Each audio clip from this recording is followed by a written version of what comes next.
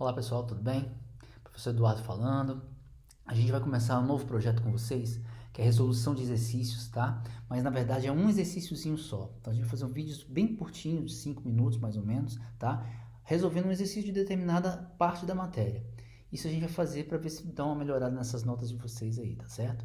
E ajuda a compreender melhor um pouco mais a matéria. Então vamos lá, vamos começar hoje com câmara escura. Então vamos lá começar nossa aulinha de hoje, né? O exercício é o seguinte, gente. A câmara escura de orifício foi muito utilizada na antiguidade para a determinação de diâmetro de astros.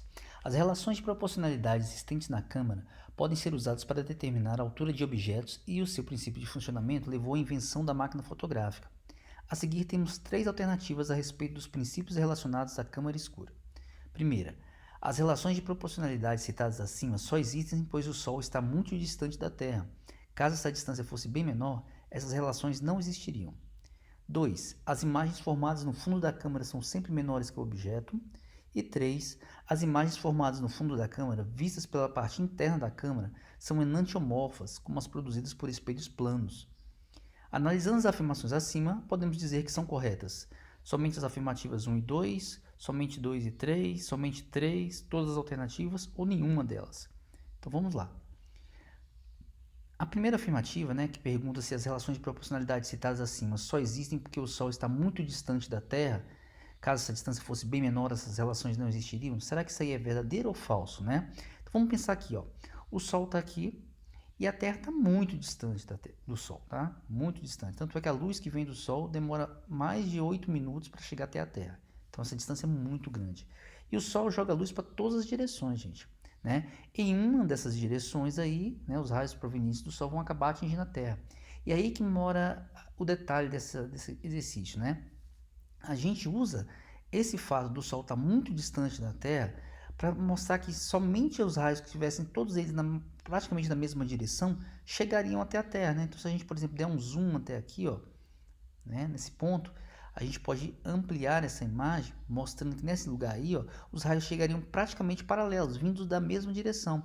E a gente utiliza isso, para mostrar, por exemplo, que a gente pode usar as sombras, para poder determinar determinadas distâncias, até distâncias de astros mesmo, O raio da Terra foi determinado assim, utilizando o paralelismo dos raios provenientes do Sol, tá bom? Só que no caso da câmara escura não é bem isso não. Porque esse paralelismo tem a ver para você trabalhar em sombras. Mas no caso da câmara escura, o que você tem é um objeto, uma pessoa, uma vela, qualquer objeto colocado na frente de uma caixinha.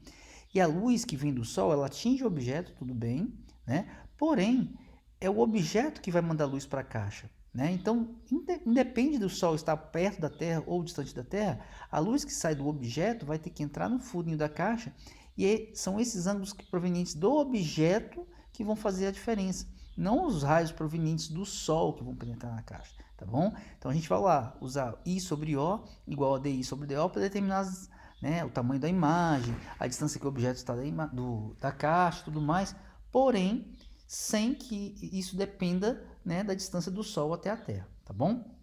Então esse item estaria falso. O item 2 fala assim, as imagens formadas no fundo da câmera são sempre menores do que o objeto. Será que toda vez que você coloca um objeto na frente de uma câmera escura, essas imagens são menores do que o objeto?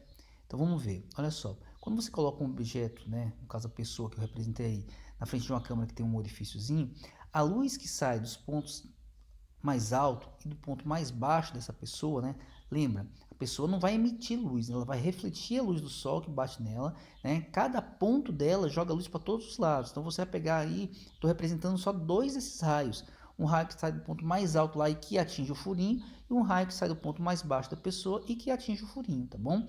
Eles vão se cruzar e vão formar uma imagem lá no fundo da caixa, Repare como eles se cruzam, a imagem do pé fica para cima e a imagem da cabeça fica para baixo, a imagem é invertida nesse sentido, tá bom? E nesse caso do meu desenho, a imagem foi menor do que o objeto. Mas será que isso sempre acontece, Lembra da formulazinha I sobre O, DI sobre O. I é o tamanho da imagem, O é o tamanho do objeto. DI é a distância da imagem até o furo, ou seja, a largura da sua caixa. E DO é a distância do objeto até o furo, a distância que o objeto está da sua caixa.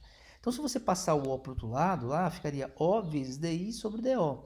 O é o tamanho do objeto, isso não vai mudar se o objeto está perto ou se está distante da caixa.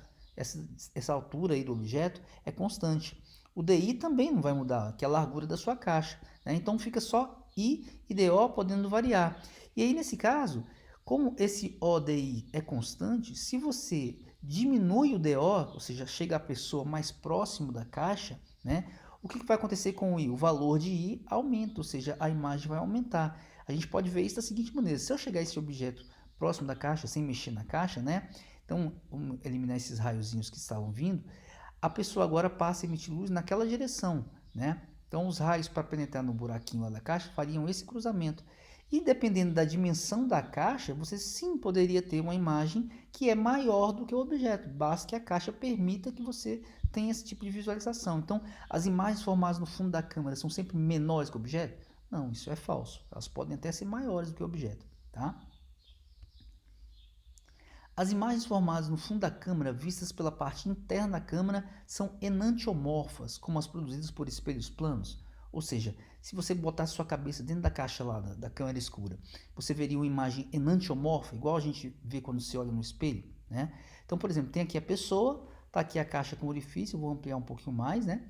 Então, olha só, os raios que saem lá da cabeça da pessoa atravessam o furinho e batem no fundo da caixa. Do pé da pessoa, passam pelo furinho e batem no fundo da caixa.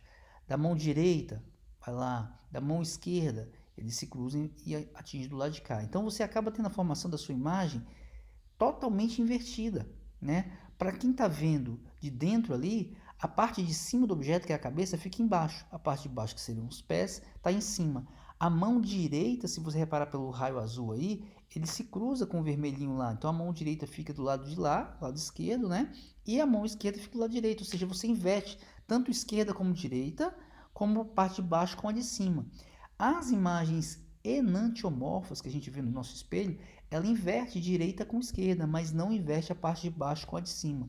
Portanto, elas não são iguais às imagens produzidas por espelhos planos, tá bom? Então, esse item seria falso. E aí, dessa maneira, né, o nosso exercício, a questão 1 ali, o item 1 seria falso, que independe da distância do Sol, né?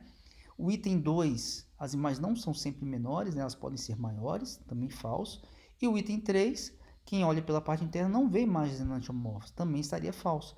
Portanto, a opção correta aí seria a letra E, nenhuma das alternativas. Tudo bem? E é isso, gente. Essa aula foi câmera escura, tá certo? Próxima aula, outro exercício, outro tema. Então, até a próxima aula. Um abraço.